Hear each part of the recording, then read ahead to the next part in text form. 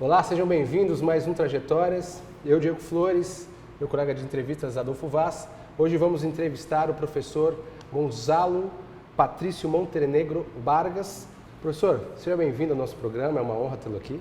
Professor, a gente sempre faz aqui uma pergunta meio clássica, né? A gente pergunta o início escolar, do entrevistado, da entrevistada, para dar aquele fio de meada para a vida adulta, digamos assim, para a graduação, né? Certo. Fale um pouquinho sobre o seu início escolar. Sim. Antes da escolarização, propriamente, eu queria falar dos meus pais e o nosso contexto. Eu acredito que é importante para ver como eu cheguei na escola. A gente morava num bairro que foi bastante estigmatizado durante a ditadura. Eu vivi a parte final da ditadura, eu nasci em 82, a ditadura acabou no Chile em 89. A gente morou aqueles anos num bairro chamado La Pincoya. E era um bairro em que a gente sofria bastante estigmatização, preconceito.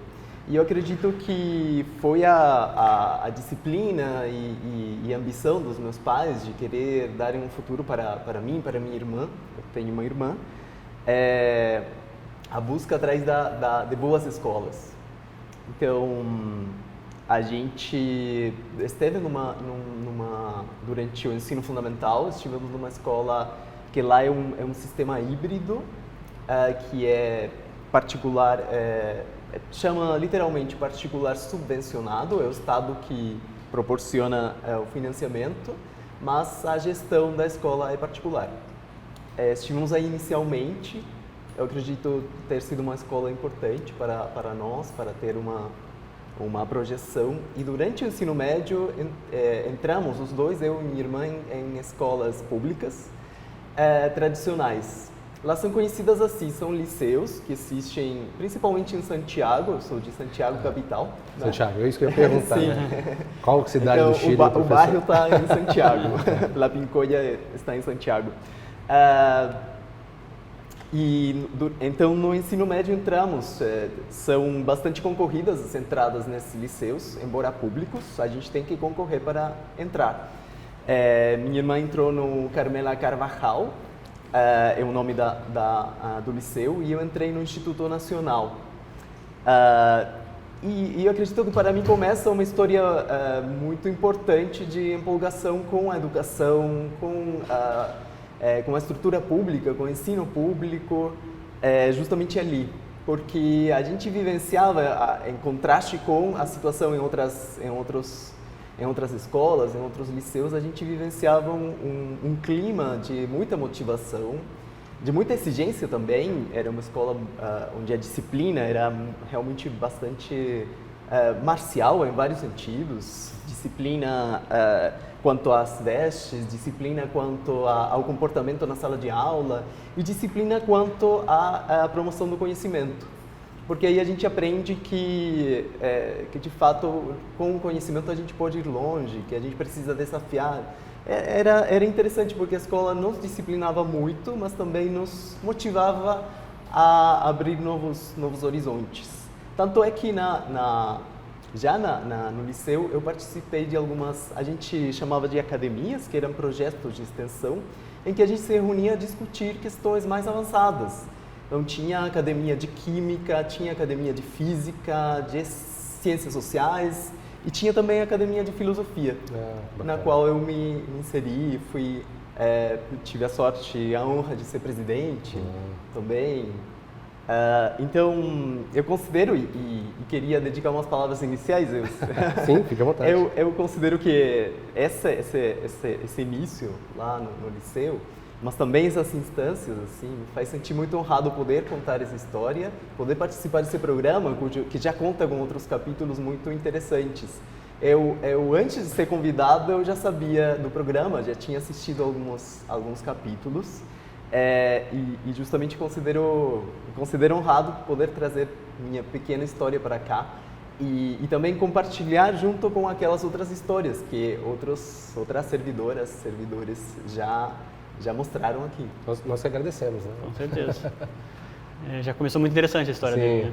Professor, esse contato que você teve com a filosofia no ensino médio, foi a partir daí que você já fez a escolha pelo curso de graduação em filosofia? Como é que foi essa transição para o ensino superior? Na escola eu tive que desafiar muita gente. O nosso liceu, ele nos preparava... Tinha um discurso que a gente até criticava dentro, mas eu considero que foi importante na nossa formação, um discurso relativo ao sucesso. Então, a gente escutava desde os inícios, os primeiros anos do ensino médio, que lá tinham saído muitos presidentes do país, que lá todos os estudantes, uma vez que saíam do liceu, iam para a universidade. Então, havia uma carga que certamente a gente abordava de maneira crítica, mas que afinal ela tem sido bastante importante para marcar nossos caminhos. E por que eu tive que desafiar muita gente? Porque eu me dava bem em várias disciplinas e havia na família e também dentre os professores a expectativa de que eu fizesse uma carreira de sucesso econômico, por assim dizer. Então, havia a perspectiva de eu poder fazer medicina, de eu poder fazer engenharia e de eu poder eventualmente também fazer direito. E são carreiras, acredito que com medicina eu não me sentia tão forte, mas com engenharia eu sempre me senti à vontade de poder seguir estudos em matemática, inclusive. Então, na hora de decidir, de pensar que eu ia fazer uma escolha por filosofia, para mim foi difícil. Eu tive que vencer essas expectativas dentro da escola e dentro da família, inclusive com relação a mim mesmo, de como iria ser esse futuro economicamente falando, socialmente falando. Já tinha essa preocupação? Tinha essa certa preocupação, porque jovem, sim, eu desafiei preconceitos, mas também tinha esse bichinho na cabeça de como que será, esse medo também de desafiar. E na escola eu já tomei essa decisão. Inclusive, a gente era motivado a tomar a decisão 2 anos antes da saída do liceu, porque a gente definia nossa especialização. Nós tínhamos 3 linhas de especialização. Podíamos ser humanistas, e isso já definia um campo de eventuais carreiras universitárias. Podíamos ser matemáticos, isso definia outro campo, ou podíamos ser biólogos. Então, era basicamente a escolha entre querer ser advogado, querer ser engenheiro ou querer ser médico. Para dar como exemplo, né? Para dar mais ou menos como exemplo. E, claro, só que eu fui para a área humanista, mas não era para ser advogado, senão para ser professor de filosofia.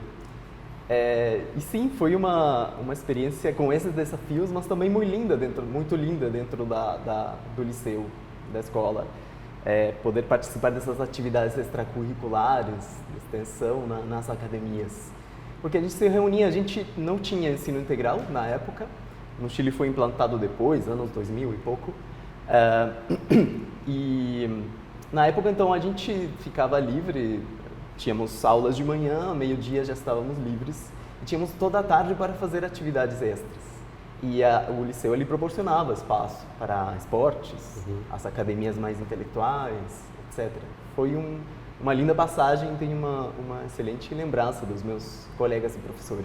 Marcou bastante, né? Marcou. E a partir daí você fez a escolha por filosofia e imediatamente já ingressou na universidade? Qual universidade você Sim, cursou? eu estudei na Universidade do Chile.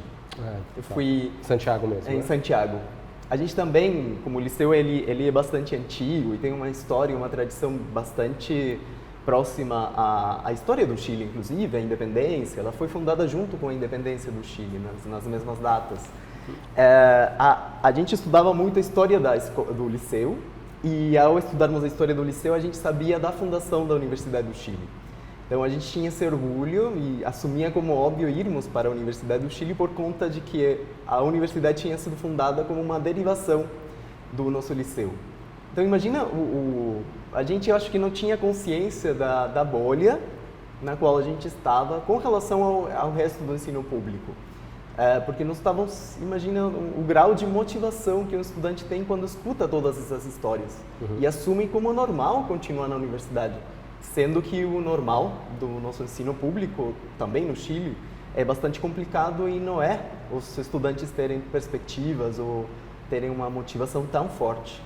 Então, eu sou bem agradecido. Na época era crítico, porque eu percebia que estávamos numa bolha exagerada, mas sou muito grato a essa motivação que a gente recebeu. E fui então para a Universidade do Chile. Professor, nos fale um pouquinho sobre a sua experiência do doutorado, né? Como que é o ingresso no doutorado, os temas, né? para o nosso público, ele fica sempre curioso em saber, né? Sim. O que essas passagens da graduação para pós-graduação. Aliás, na passagem, eu acho importante lembrar que eu fiz a graduação em filosofia na Universidade do Chile, só que a minha graduação era um bacharelado e eu tinha as inquietações, né, relativas a como trabalhar, né, e nossa inserção é fundamentalmente como professores. Então, eu continuei estudos na licenciatura em filosofia. A gente fazia mais 1 ano e meio de formação. Então, entre 2004 e 2005, eu estive terminando esses estudos, no fundo, para ter o bacharelado e a licenciatura. E depois eu fiquei, fins de 2005, no segundo semestre, eu fiquei avaliando possibilidades. Se fazer o mestrado, se apenas mergulhar na docência, na escola. Eu já trabalhava em universidade e em escola, então estava com várias possibilidades pairando no ar e com o desejo de continuar a pós-graduação, mas ainda bastante hesitante. É inseguro também. Uhum. Inclusive, uma das questões que a gente tinha, eu queria continuar estudos na Universidade do Chile, e tínhamos um certo problema acerca da disponibilidade de bolsas. Uhum. Era difícil termos bolsas lá, tem um órgão governamental que proporciona as bolsas. Eu estava avaliando essas situações, além de estar preparando um projeto de doutorado ou de mestrado. Eu estava hesitante. A gente no Chile tem um esquema em que a gente opta por entrar diretamente no doutorado. Então, o doutorado não é decorrência de uma opção aqui, de um excelente projeto que pode ser convocado a fazer o doutorado. Na verdade, fui eu que fiz a opção. Uhum. E foi uma opção que teve desafios. Na época, eu não tive muita claridade acerca de como o projeto estava sendo recebido. A gente tinha o coordenador do programa que lia os projetos e fazia as entrevistas. Eu sabia com meus professores, que são os que de fato me motivaram a entrar no doutorado, que havia uma boa recepção de parte dos professores. Mas na época o coordenador, ele manifestou que acreditava não ser adequado eu entrar no doutorado por motivos que entendo. Eles tinham dificuldade, os alunos não se formavam finalmente, por essa imaturidade que haveria de passar direto ao doutorado. No entanto, eu insisti, fui aceito no programa, apesar de eu esperava ser rejeitado. Uhum. Ele mesmo manifestou que não gostava muito da minha proposta, nesse sentido, no sentido formal. Não entramos no conteúdo. Certo. Né? Não queimar etapas, né? Claro, sim. Ele considerava muito importante. E eu, em parte, também, mas estava fazendo uma aposta. Uhum. Para continuar no doutorado. As possibilidades também, do ponto de vista do financiamento, eram melhores. E entrei no doutorado. Deu certo, fui aceito no programa. O primeiro semestre foi difícil porque não tinha ainda bolsa. E eu tinha que compatibilizar trabalho como professor, à noite partir para a faculdade, fazer as disciplinas, terminar os trabalhos. Fiquei nisso aproximadamente uns 2 primeiros anos, né, fazendo as disciplinas. Foi uma experiência excelente porque, por um lado, a gente tinha a segurança de continuarmos um programa parecido ao da graduação, professores semelhantes, etc. Mas, ao mesmo tempo, tinha a possibilidade de abrir horizontes.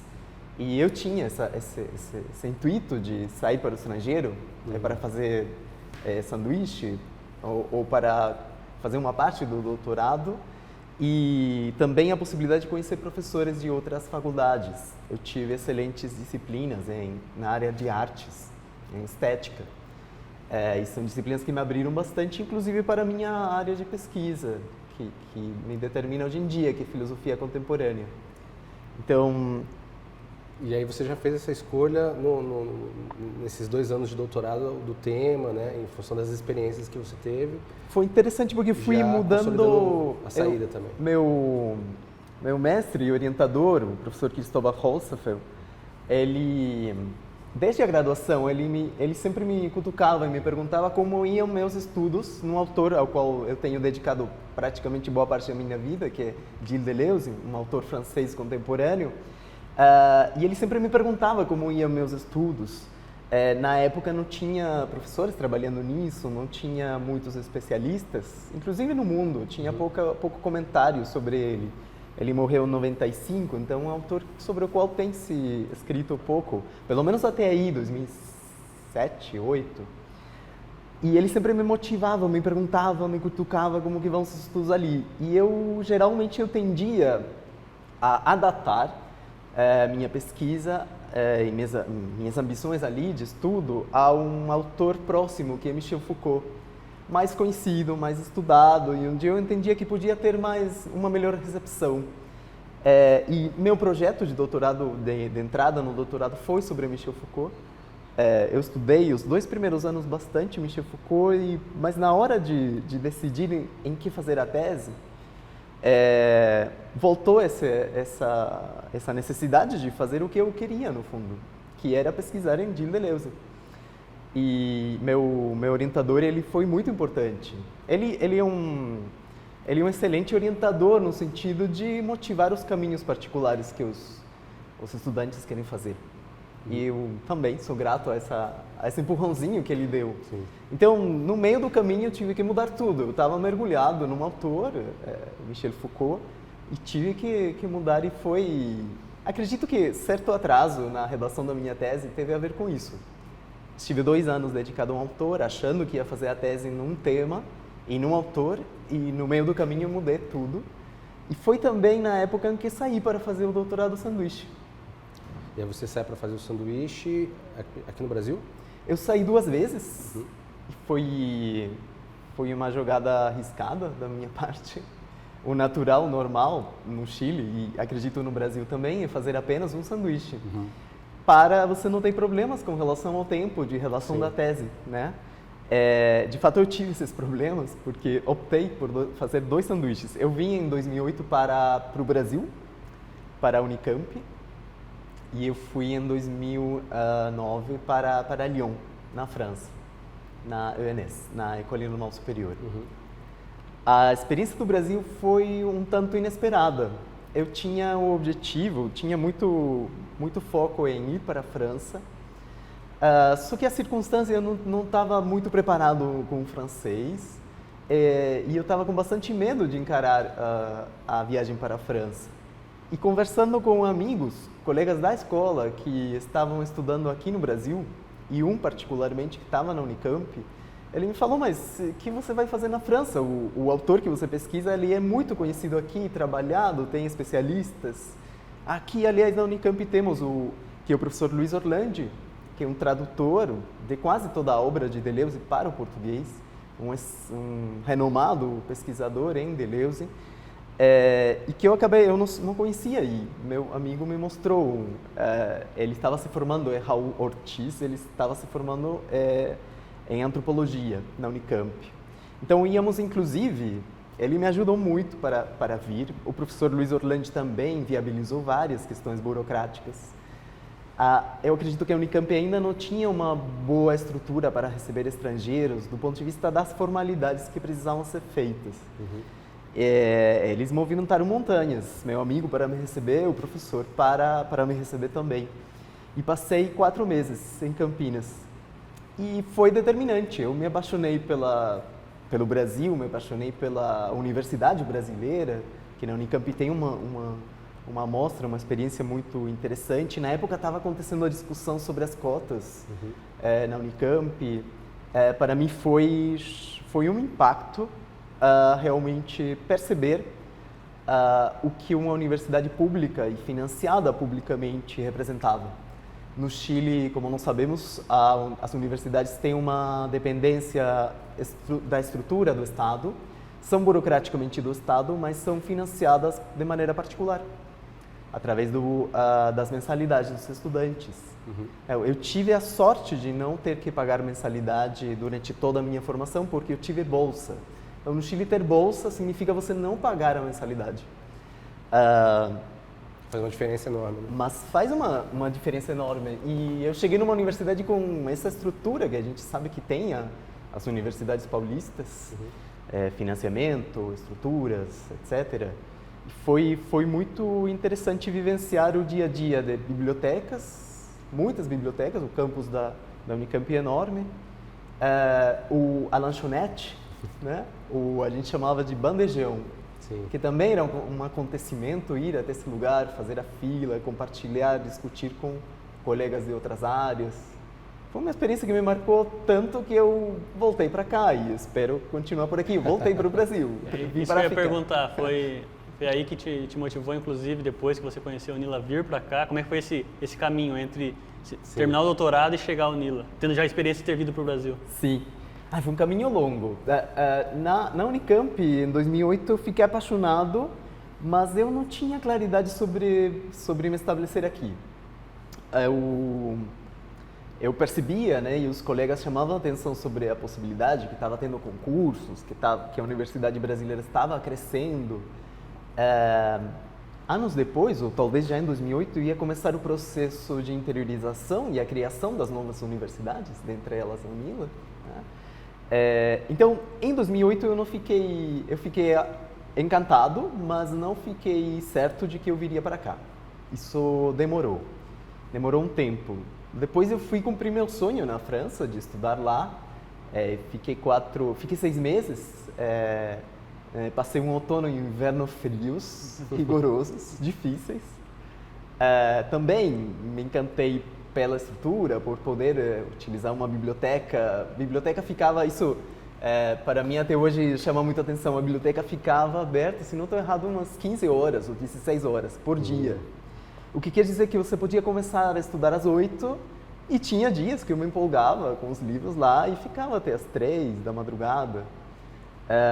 Foi nesse sentido uma experiência muito interessante também, de conhecer outras estruturas, outra ideia de universidade.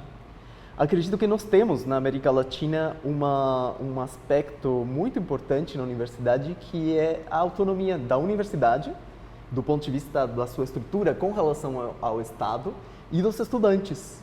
Eu lembro que nas salas de aula, quando estava tendo disciplina, a gente tinha que pedir licença para ir no banheiro ao professor. Era a primeira vez que eu saí sem pedir licença e parece que as pessoas ficaram sem jeito, a professora parou de falar, depois que eu percebi, me comentaram, né? Sim. Mas eu considero que eu pude ver essas questões e eu considero que temos algo muito valioso aqui nas universidades latino-americanas. Marca da história, né? Reformas, Universidade de Córdoba, a própria Universidade do Chile tem um lugar importante ali, as universidades paulistas e depois as brasileiras, que se fundam aqui inspiradas naquela experiência latino-americana.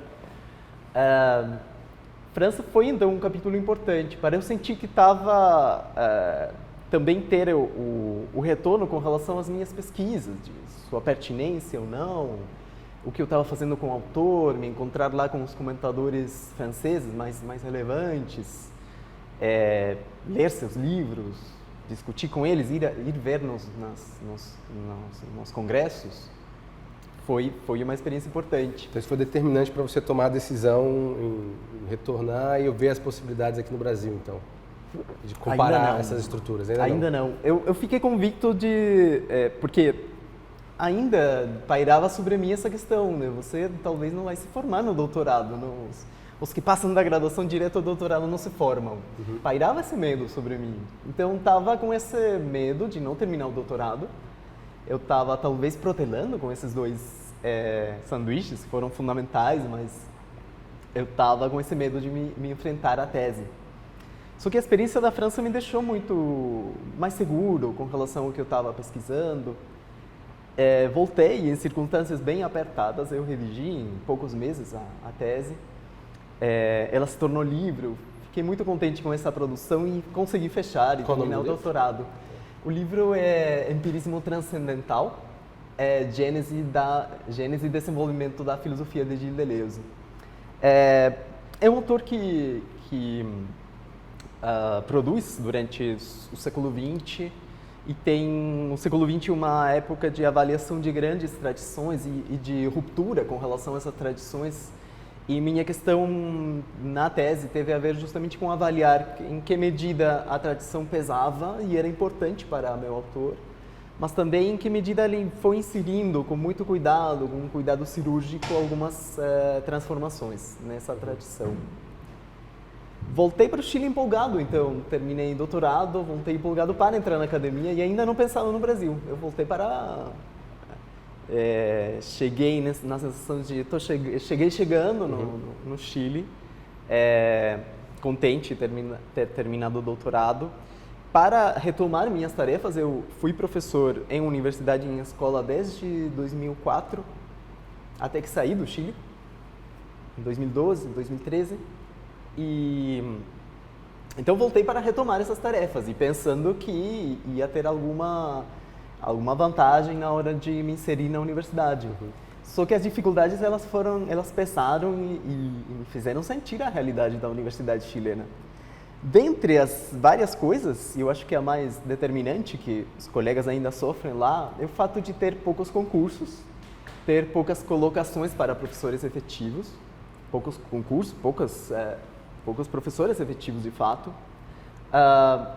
e a universidade se pautar na contratação via professor temporário. Inclusive, nem sequer é um contrato de trabalho de temporário, sino que é um contrato de um professor autônomo.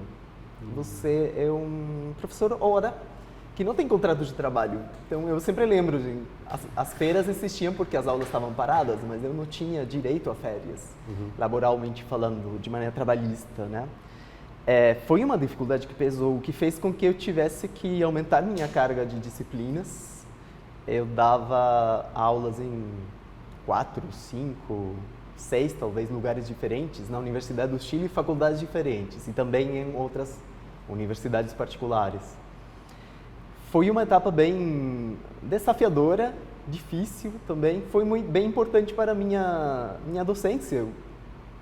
Já como doutor, eu sentia que podia aportar, e também com a experiência como docente. No entanto, a questão trabalhista pesava bastante. E foi ali que eu comecei a pensar, a levar a sério os conselhos dos meus amigos, que lá em 2008 falavam, você tem que vir, a Universidade Brasileira está crescendo. A UNILA teve concursos em 2012, se não estou errado, para a área de filosofia. E eu já estava antenado. Eu já estava começando a ver as possibilidades de concursos. O concurso da UNILA era um concurso que, a diferença das outras universidades, proporcionava condições para o professor estrangeiro vir, concursar e eventualmente passar e ficar aqui. Os outros concursos não, tem não só a questão logística, mas também o fato de você ter sua documentação migratória em dia. Não fazia tão fácil um estrangeiro vir do estrangeiro para concursar e passar aqui. Então, diante dessa questão, eu estava em conversas com os amigos que eu fiz aqui no Brasil, e eles começaram a chamar a atenção para a possibilidade do pós-doc. E foi o caminho que me permitiu chegar aqui. Porque o pós-doc envolve questões migratórias mais simples, você vem quase como um estudante. Acredito que é um visto de estudante, né? Tem as bolsas, não tem essa habilidade de um cargo efetivo, mas tinha um horizonte bastante promissor. E eu vim em 2012, vim fazer um teste, primeiro pós-doc, foram 4 meses na Unesp. Qual cidade? Em Assis. Em Assis. Isso. Interior de São Paulo, bem interior de São Paulo, perto de Londrina. Está ali, né, a FCL, a Faculdade de Ciências e Letras. Foi um sonho também a recepção lá em Assis, no sentido das amizades criadas, das amizades acadêmicas também. Eu sabia na época que eu estive na Unicamp de um excelente orientando que o professor Orlandi teve lá na Unicamp. Sempre se falava que tinha sido o melhor orientando que o professor Orlandi teve, e que era o professor Hélio Rebelo Cardoso Júnior. O professor Hélio, eu sabia por conta de que ele tinha também orientado vários amigos. E também esse mito com relação a ter sido um grande orientando do professor Orlandi. Ter se formado lá na Unicamp e tudo mais. E sabia que ele estava lecionando na Unesp, no interior de São Paulo. Teve um amigo que foi fazer postdoc com ele, e eu fui achando alguns editais que tinha a Unesp. Também no intuito, acredito, inicial, acho que a Unesp estava iniciando uma política de internacionalização mais forte, e tinha esses postdocs para atrair estrangeiros. Era um postdoc para estrangeiros. Perfeito. Passei nesse edital e fiquei 4 meses inicialmente, e depois eu vim com a sede, de novo um edital interno da Unesp, mas já com a perspectiva de obter o postdoc da FAPESP, que sabemos, uma das agências mais fortes no fomento, né, a pesquisa no Brasil, infelizmente localizada só no campo de São Paulo, né? Mas que proporcionava, eu ia ter um postdoc de duração maior e ia contar com esse tempo para ver como eu me situava aqui.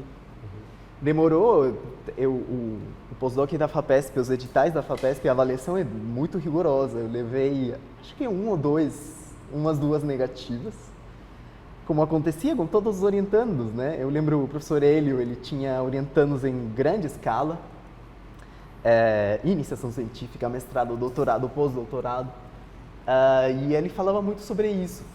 Doeu, né, essas negativas, mas foi uma passagem importante. O professor Hélio sempre motivou, manda de novo. Conseguindo entrar também, né? Sim, manda de novo que uma hora dá certo. Deu certo e eu, em 2013, já vim definitivamente para o Brasil. Foi em maio de 2013. Tive uma recepção também, me recebeu um amigo que estava lá fazendo postdoc, o professor Hélio ajudou muito na recepção. E foi uma experiência, talvez, em outra dimensão, a faculdade é bastante pequena, comparada com a Unicamp. Tem alguns cursos, né? Tem algumas pós-graduações. Né? O professor Hélio, ele trabalha no departamento de História, e ele desenvolve teoria da História. E me vinculei a ele. Foi uma experiência onde se repetiu essa relação do estudante pesquisador que fica o dia inteiro na faculdade fazendo relações, ao mesmo tempo pesquisando. De novo me reencantei pela Universidade Brasileira. Professor, a partir daí, então, você abriu um novo concurso na UNILA, você ingressou, e como é que é a sua atuação aqui na UNILA? Como foi a chegada e como é a sua atuação aqui? Além do curso de filosofia, você atua no ciclo comum também, né? Eu tinha comentado, né, que sabia daqueles concursos 2012 da UNILA, né? E depois, quando eu estava no interior de São Paulo fazendo postdoc, primeiro eu mergulhei na pesquisa e depois, um pouco mais tarde, em 2014, acredito, eu comecei a olhar concursos, acender o radar para ficar antenado. Eu cheguei a me inscrever em concursos no interior de São Paulo, mas ao mesmo tempo eu vi de novo a UNILA, né? Ela apareceu de novo no radar. Os professores que são hoje meus colegas, né, que passaram aí em 2012, já estavam situados aqui, e eu soube da criação do curso de filosofia, que foi aberto em 2015, e estava tendo 2 ou 3 concursos que aconteceram a fins de 2014. Eu percebi que havia, por um lado, vantagens e que havia uma possibilidade da minha carreira ser mais relevante do que seria em outras universidades brasileiras. Não apenas pelo fato de vir de um país latino-americano, mas também pelo fato da minha pesquisa em filosofia contemporânea e as questões críticas que são colocadas ali serem mais relevantes também. Então coloquei energia ali em um concurso que foi em novembro de 2014 na sub-área de metafísica. Passei no concurso. Foi finais aí de 2014, estava me aproximando talvez da metade, finalzinho do postdoc, e veio o desafio da mudança. Foi um desafio vir para uma nova cidade, colocar as coisas nas malas. Eu lembro que tinha, durante o postdoc, tinha vida basicamente de estudante, então coloquei minhas sacolas e malas no ônibus e vim para Foz do Iguaçu. Foi uma mudança de ônibus. com essa simplicidade que dá a vida de estudante que eu ainda tinha durante o pós-doc, né? E vim para esse desafio, curso novo, curso abrindo em 2015. Lembro que foi muito interessante a maneira em que os professores que dávamos as disciplinas do primeiro ano, o professor Gilmar, o professor Rogério, compartilhamos essa primeira turma. Demos as primeiras disciplinas, que eram a disciplina de metafísica, a disciplina de introdução à filosofia, que ministra o professor Gilmar, e a disciplina de história da filosofia antiga, o professor Rogério. Foi muito empolgante criar o curso, no fundo. O curso já estava criado, né? Mas, no fundo, executar seu início. O desafio de um curso que tem uma perspectiva crítica. A filosofia é uma área do conhecimento muito tradicionalista, onde a gente se pauta em cânones estabelecidos em todos os âmbitos, no conhecimento, nas bibliografias, nos autores. E o desafio de abrir um curso com uma perspectiva, com aportes muito importantes, decoloniais, com uma perspectiva de filosofia latino-americana, é algo que ainda dá um frio na barriga, no sentido dos desafios que envolve. Muito novo ainda abordar isso. Né? Novo e, de fato, os cursos de filosofia, quando a gente se depara, eles são sempre muito antigos. As universidades, as instituições pelas quais eu tinha passado também. Então, vir para uma universidade nova, com a proposta que o Unila tem, e com um curso, com uma proposta tão diferente, numa área tão tradicional e conservadora como a filosofia, é um desafio. Era um desafio em 2015 e continua sendo para nós. E o professor atua na linha de pesquisa e de ensino nessas áreas que comentou, metafísica, filosofia contemporânea, ainda atuando nas disciplinas e na pesquisa, né? Sim, a minha pesquisa ela tem um híbrido um tanto contraditório. Eu passei no concurso de metafísica e tenho uma formação desde a graduação forte nessa linha de trabalho. Eu fiquei curioso em saber o que é a metafísica. O professor comenta aí pra gente um pouquinho, para o nosso público ter um pouco de... Acho que é bem importante a gente fazer uma separação. E eu lembro das primeiras aulas, lá em 2004, quando eu dava aula no Chile, e metafísica, o que é?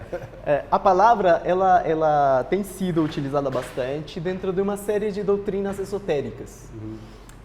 E que representam doutrinas relativas a algo que beira com a religião e algo que beira também com doutrinas ocultistas, esotéricas, ou de certo cultivo do espírito, né? São doutrinas espirituais, espiritualistas. A filosofia, a metafísica acadêmica da filosofia tem pouco ou nada a ver com esse uso da palavra. Né? Então, a metafísica não é algo esotérico. E ela, por vezes, lembra o que hoje em dia seria a física cosmológica ou a física teórica, no sentido de que ela se atenta e ela se debruça na compreensão dos fundamentos da estruturação da realidade. Então, seja lá onde houver uma reflexão das mais profundas relativas a como a realidade está feita, ali há a metafísica. Uma preocupação relativa aos fundamentos da construção da realidade, os fundamentos do pensamento humano, ali há a metafísica. Perfeito. Então, ela tem um voo abstrato extremo. Eu acredito que combina com minha história relativa a um gosto grande pela matemática. Eu acredito que haver entre a matemática teórica e a metafísica uma relação e uma circulação constante durante toda a tradição. E voltando à questão, como que minha pesquisa se configura, por um lado me interessam essas questões de voo teórico e que são mais fortes na história da filosofia, na filosofia antiga, medieval e moderna. A filosofia contemporânea ela tem se construído um clichê em torno dela de que a metafísica morre. Porque morre ou fica mais difícil a busca por uma compreensão totalizadora da realidade. A nossa realidade ela é fragmentar, ela é diversa, ela é múltiplice. E aí o trabalho da metafísica tradicional fica dificultado, impedido ou barrado definitivamente.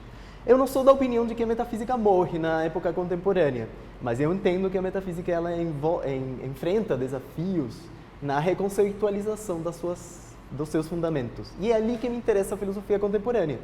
O autor que eu trabalho, Gilles Deleuze, Ele tem um pé muito importante na tradição filosófica e na metafísica, mas ao mesmo tempo ele trabalha nas questões quentes para a nossa época, como a filosofia política, a estética, que são pontos de partida que cutucam, que motivam reformulações na própria metafísica.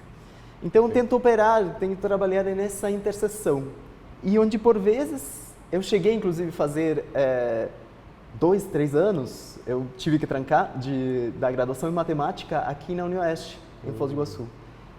Por vezes eu faço, não com tanto sucesso, gostaria de dispor de mais tempo e energia, né, para terminar o curso de matemática, mas eu acredito também aí haver um diálogo interessante para mim, filosofia e matemática. Professor, em relação às atividades de extensão, como é que é a sua relação com essa área? Sim. Atualmente eu não tenho projetos de extensão em desenvolvimento,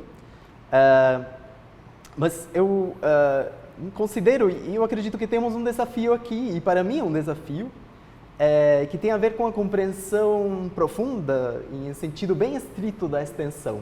Por que eu falo isso? Porque eu considero que desde o Chile eu trouxe uma certa compreensão da extensão, onde ela tinha quase apenas a ver com a divulgação científica. Ou seja, ela era uma espécie de anexo, ou ela é, na compreensão que tinha lá na universidade chilena, ela é uma espécie de anexo da pesquisa, né? Então, eu considero que é algo que pesa bastante para mim, e aí é um desafio de ver o longe que a UNILA vai no sentido de promover a conexão com a sociedade. Porque a extensão na UNILA, ela não é apenas divulgação de pesquisas, ela é também intervenção social. E é nesse sentido eu sinto sempre desafiado. E o que eu tenho feito são um pouco na linha da minha compreensão da extensão. Em 2016, eu tive a sorte de convidar um professor pesquisador em filosofia da matemática, Jérôme Avenel, que trabalhou uma semana aqui dando palestras e minicursos sobre essa área, filosofia da matemática. E em 2022, o ano passado, aí a pandemia foi a responsável de certa demora na organização de um evento. A gente chamou de seminário, mas foi quase um congresso. Foi uma semana em que vieram 3 pesquisadores do Chile, dedicados à filosofia de Gilles Deleuze, e uma professora da Universidade de Toledo. E a gente se concentrou aqui uma semana com vários minicursos, um professor encarregado por dia de um minicurso, para pensar o problema e o conceito da multiplicidade. E teve reflexões relativas à interdisciplinaridade, reflexões mais profundas relativas a conceitos metafísicos. Foi uma experiência muito enriquecedora pelas trocas que tive com colegas já conhecidos há muito tempo, mas foi muito bom saber da atualidade das pesquisas deles e poder trazer isso para o contexto da UNILA, onde a questão da multiplicidade, acredito, e da diversidade, ela é relevante na sua prática, no seu cotidiano e também na sua dimensão conceitual, que é o que me interessa mais pelo lado da metafísica. E eu acredito que tem alguns sonhos, assim, no sentido de ir mais para a sociedade, e que eu acredito que tem a ver com 2 questões que poderiam não chegar a se realizar, mas a depender de como está a energia, eu gostaria, que seriam ações de extensão. Recentemente eu fui fazer uma missão de estudos em Santiago e tive a oportunidade de visitar meu liceu, ao qual eu dei tanto destaque no começo, de visitar essas raízes na formação lá no liceu e na troca de ideias com os professores. Inclusive lá me recebeu a reitora da instituição. A gente conversou sobre a possibilidade de estabelecer nexos. A pró-reitora aqui da ProInt, a professora Suelen, ela também incentivou a pensar e idealizar um projeto de extensão, pensando na divulgação do nosso processo de seleção internacional. E com isso fazer conexões, né, com as escolas no Chile, a princípio com o liceu onde eu me formei, mas também com outros. Acredito que os estudantes chilenos que estão aqui seriam cruciais, essenciais para fazer essas conexões. Considero que aí há uma ideia que está nascendo.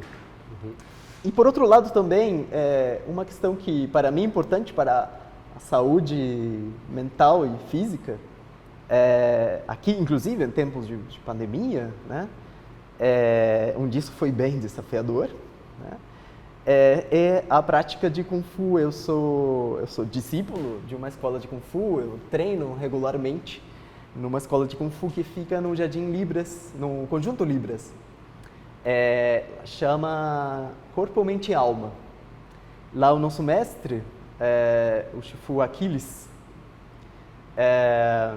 enfim, tem um projeto muito interessante no sentido de proporcionar uma formação não apenas física do treino para a luta do Kung Fu, mas também espiritual, do controle das nossas afeições, da meditação e de uma promoção, no fundo, o que você entende não apenas na prática, mas também na teoria, e é aí que eu gostaria de fazer alguma extensão na UNILA, é que as lutas, em geral as artes marciais, elas são uma prática da paz.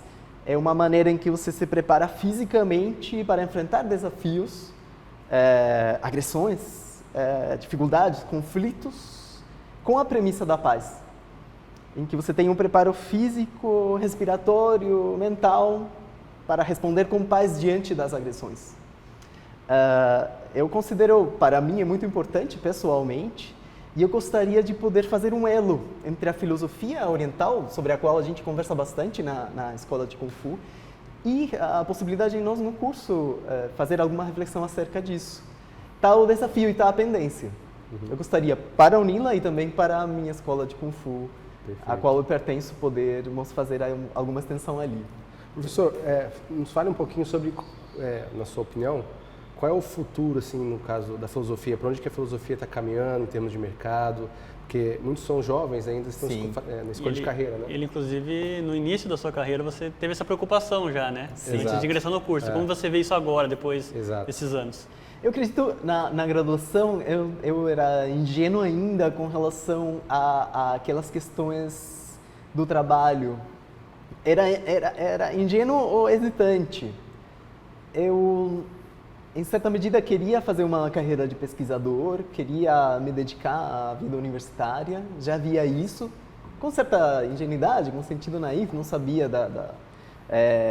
de todas as questões que envolvia. Mas percebia que havia o caminho mais direto que tem a ver com a docência, e com a docência no ensino médio. Eu acredito que é uma situação semelhante que se vivencia nos países da América Latina, da filosofia entrar ou sair do currículo obrigatório do ensino médio, né? E no Brasil vivenciamos essa situação também. Em determinadas épocas, a filosofia entra, se posiciona relativamente bem, em outras, a depender da concepção do governo de turno, né, a filosofia sai. Isso coloca grandes dificuldades justamente porque nossa projeção profissional mais imediata é sermos professores no ensino médio. Nosso curso de graduação aqui é uma licenciatura, então o exercício profissional mais imediato para nossos alunos é no ensino médio. Só que eu acredito que, em vistas das dificuldades eventuais que pode haver da filosofia sair e ser fragilizada, mas também do contexto do Brasil, eu considero que os alunos, os egressos que se formam em filosofia, eles deveriam ter uma perspectiva dupla, de saberem que são professores, que têm que fazer o trabalho e dar a luta aí para se inserir nos processos seletivos, nos concursos, para se inserir no ensino médio, no ensino básico, na estrutura do Estado, né? Mas também sempre contemplarem o fato de que a formação que eles tiveram durante a graduação, ou que estão tendo, vai dar um voo intelectual que permitirá sempre manter um diálogo muito forte com outras áreas do conhecimento, mas também da sociedade. Eu considero o Brasil, ele tem uma estrutura. Essa é uma característica que eu considero bastante brasileira, dos concursos eles serem muito relevantes na cultura do Brasil. Então, há cursinhos para preparar para concursos. Os editais dos concursos são publicamente conhecidos e divulgados em muitos meios, né? É fácil ter acesso a essas informações, né? No Chile nós não temos essa situação. Há editais para os concursos, mas eles não são tão divulgados e tão conhecidos. E eu considero que a atuação como servidores públicos me parece uma opção interessante, considerando o contexto brasileiro, onde o concurso é um lugar importante da estrutura social e da estrutura do Estado. E onde alguém que se formou em filosofia terá uma capacidade de diálogo certamente aprimorada por esse passeio que nós temos pelas diversas áreas do conhecimento. Porque nesse intuito de estarmos sempre preocupados com os fundamentos, a gente tem o desafio de dialogar historicamente com a construção de outras áreas do conhecimento, mas também atualmente. O que está se passando na física, o que está se passando na biologia, na matemática, o que significa a engenharia, o que significa a ideia de engenho. E eu acredito que aí duas disciplinas que a gente ministra, todos os professores da filosofia ministramos na UNILA, no ciclo comum, que são Introdução ao Pensamento Científico e Ética e Ciência, elas são uma amostra da oportunidade que os nossos estudantes terão se continuarem os estudos de pós-graduação também, e eu acho que esse é um caminho muito importante. Então, além da docência no ensino básico, além das possibilidades de abrir o campo do exercício como servidores públicos, eu acredito que também um caminho importante é a pesquisa e o trabalho universitário, que começa com a pós-graduação. E eu acredito que, qual seria a questão ali? Nossa formação nos habilita para dialogar com todas as áreas do conhecimento.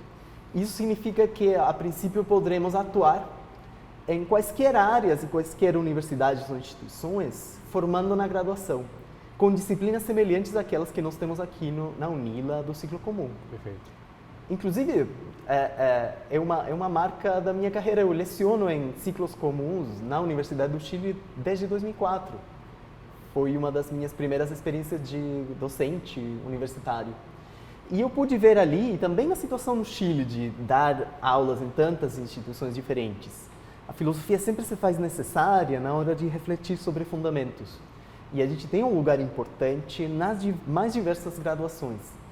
E eu considero que esse é um ponto importante que os estudantes podem ter aí no horizonte para seu exercício profissional futuro. Perfeito.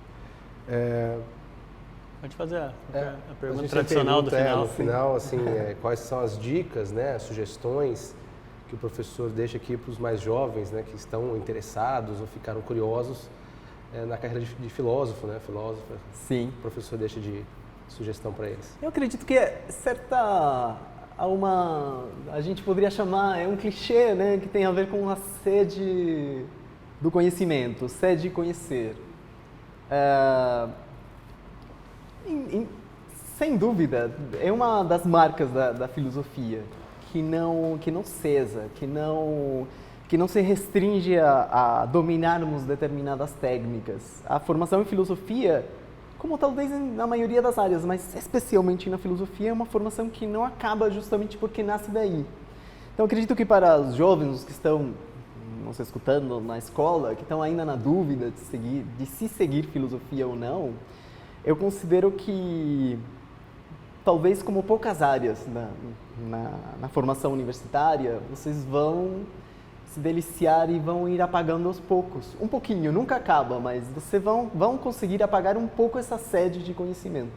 E ela se exprime de maneiras diversas, desde o estudo sistemático, que a filosofia proporciona, ao estudo mais crítico e mais dialógico, que a filosofia proporciona também, ao fato de ter esse passeio e essa circulação por outras áreas de conhecimento.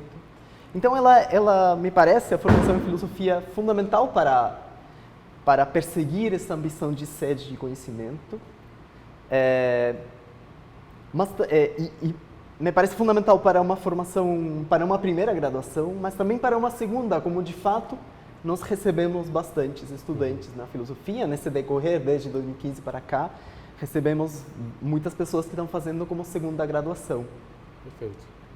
Bom, nós agradecemos a audiência de vocês, agradecemos ao professor Gonzalo, né, pelo tempo aqui que nos forneceu, né, no programa. Foi muito proveitoso, a gente aprendeu muito aqui. Muito interessante. A cada entrevista que nós fazemos aqui, realizamos, né, e sai sempre um pouquinho do nosso entrevistado, né. Bom, desejo aí boas energias a todos, obrigado pela sua audiência e até o próximo programa Trajetórias. Até mais.